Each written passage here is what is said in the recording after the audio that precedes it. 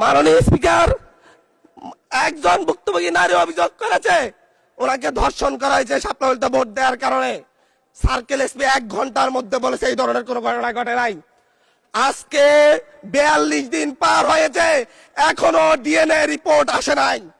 মামলা নিতে 3 দিন দেরি হয়েছে। সিভিল সার্জন অফিস তদন্ত কমিটি করে দিয়েছে, তদন্ত কমিটির রিপোর্ট জমা দিয়েছে, ভুক্তভোগী নারী জানে না তার তদন্ত রিপোর্ট কি এসেছে।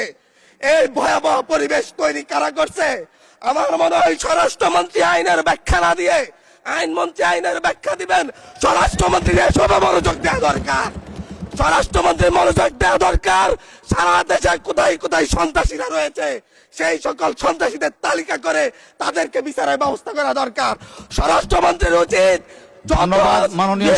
নেতা কর্মীরা হত্যার শিকার হয়েছে তাদের বিচারের ব্যবস্থা করা দরকার।